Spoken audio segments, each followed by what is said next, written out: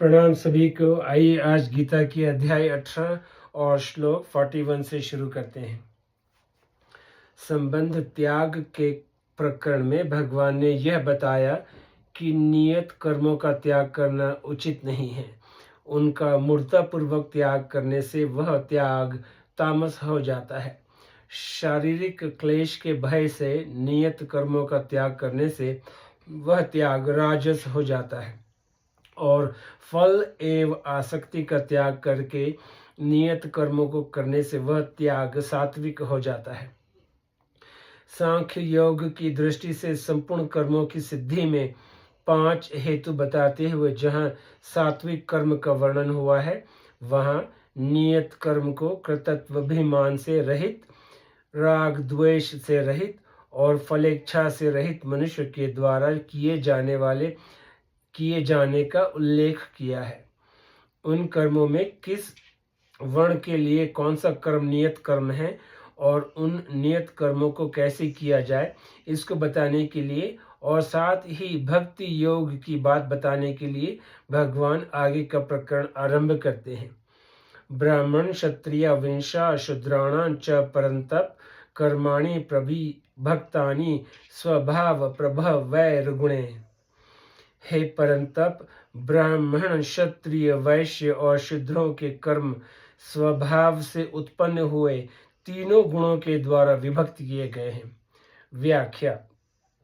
ब्राह्मण क्षत्रिय वैश्य शूद्राणां च परंतप, यह ब्राह्मण क्षत्रिय और वैश्य इन तीनों के लिए एक पद और शूद्रों के लिए अलग एक पद देने का तात्पर्य यह है कि ब्राह्मण क्षत्रिय और वैश्य ये द्विजाति हैं और शूद्र द्विजाति नहीं है। इसीलिए इनके कर्मों का विभाग अलग अलग है और कर्मों के अनुसार शास्त्रीय अधिकार भी अलग अलग है। कर्माणि प्रविभक्तानि स्वभाव प्रभैर्वैगुणे। प्रभव वैर गुणे। मनुष्य जो कुछ भी कर्म करता है उसके अंतःकरण में उस कर्म के संस्कार पड़ते हैं और उन संस्कारों के अनुसार उसका स्वभाव बनता है। इस प्रकार पहले के अनेक जन्मों के किए हुए कर्मों के संस्कारों के अनुसार मनुष्य को जैसा स्वभाव होता है उसी के अनुसार उसमें सत्व रज और तम तीनों गुणों की वृत्तियां उत्पन्न होती हैं। इन गुण वृत्तियों के तारतम्य के अनुसार ही ब्राह्मण क्षत्रिय और वैश्य और रुद्र के कर्मों का विभाग किया गया है। गीता। कारण कि मनुष्य में जैसी गुण वृत्तियां होती हैं वैसा ही वह कर्म करता है।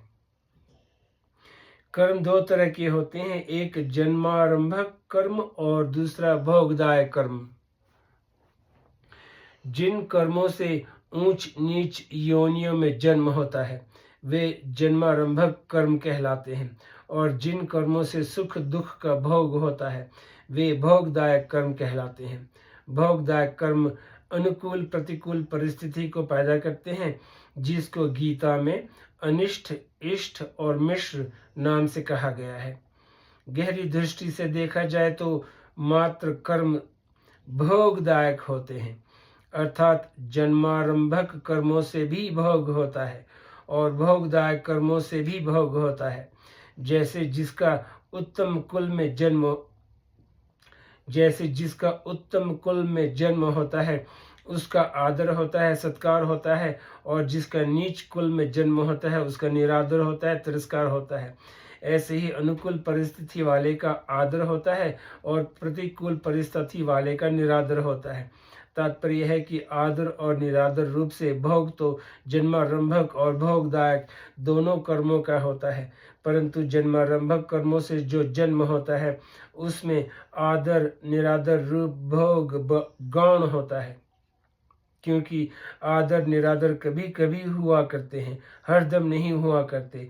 और भोगदायक कर्मों से जो अनुकूल प्रतिकूल परिस्थिति आती है उसमें परिस्थिति का भोग मुख्य होता है, क्योंकि परिस्थिति हरदम आती रहती है। भोगदायक कर्मों का सदुपयोग दुरुपयोग करने में मनुष्य मात्र स्वतंत्र है, अर्थात वह अनुकूल प्रतिकूल परिस्थिति से सुखी दुखी भी हो सकता है और उसको साधन सामग्री भी बना सकता है। जो अनुकूल प्रतिकूल परिस्थिति से सुखी दुखी होते हैं वे मूर्ख होते हैं, और जो उसको साधन सामग्री बनाते हैं वे बुद्धिमान साधक होते हैं।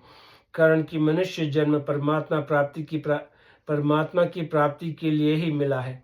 अतः इसमें जो भी अनुकूल या प्रतिकूल परिस्थिति आती है वह सब साधन सामग्री ही है। अनुकूल प्रतिकूल परिस्थिति को साधन सामग्री बनाना क्या है? अनुकूल परिस्थिति आ जाए तो उसको दूसरों की सेवा में, दूसरों के सुख आराम में लगा दें, और प्रतिकूल परिस्थिति आ जाए तो सुख की इच्छा का त्याग कर दे। दूसरों की सेवा करना और सुख इच्छा का त्याग करना, ये दोनों साधन हैं। दूसरी विशेष बात, शास्त्रों में आता है कि पुण्यों की अधिकता होने से जीव स्वर्ग में जाता है और पापों की अधिकता होने से नरकों में जाता है, तथा पुण्य पाप समान होने से मनुष्य बनता है। इस दृष्टि से किसी भी वर्ण आश्रम देश वेश आदि का कोई भी मनुष्य सर्वथा पुण्यात्मा या पापात्मा नहीं हो सकता। पुण्य पाप समान होने पर जो मनुष्य बनता है उसमें भी अगर देखा जाए तो पुण्य पापों का तारतम्य रहता है, अर्थात किसी के पुण्य अधिक होते हैं और किसी के पाप अधिक होते हैं। जैसे परीक्षा में अनेक विषय होते हैं और उन विषयों में से किसी विषय में कम और किसी विषय में अधिक नंबर मिलते हैं। उन सभी विषयों के नंबरों को मिलाकर कुल जितने नंबर आते हैं उनसे परीक्षा फल तैयार होता है। ऐसे ही प्रत्येक मनुष्य के किसी विषय में पुण्य अधिक होते हैं और किसी विषय में पाप अधिक होते हैं, और कुल मिलाकर जितने पाप पुण्य होते हैं उसके अनुसार उनको जन्म मिलता है। अगर अलग अलग विषयों में सबके पुण्य पाप समान होते तो सभी को बराबर अनुकूल प्रतिकूल परिस्थिति मिलती, पर ऐसा होता नहीं। इसीलिए सभी के पुण्य पापों में अनेक प्रकार का तारतम्य रहता है। यही बात सत्वादी गुणों के विषय में भी समझनी चाहिए।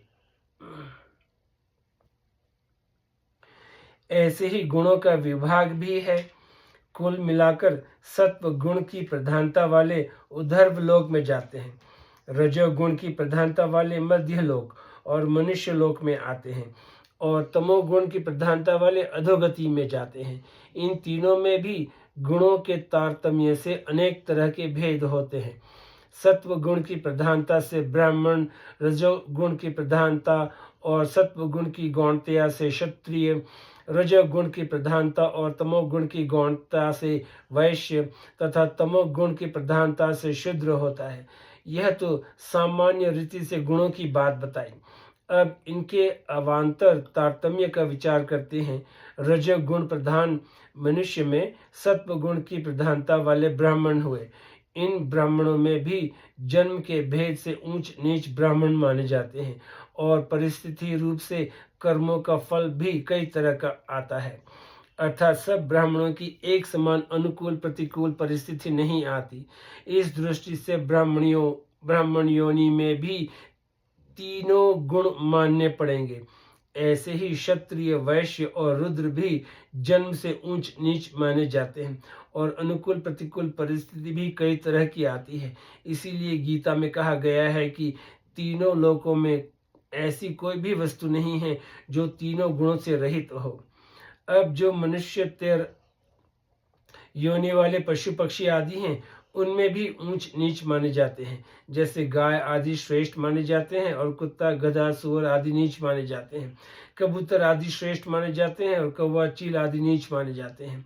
इन सबको अनुकूल प्रतिकूल परिस्थिति भी एक समान नहीं मिलती। तात्पर्य है कि ऊर्ध्व गति, मध्य गति और अधोगति वालों में भी कई तरह के जाति भेद और परिस्थिति भेद होते हैं।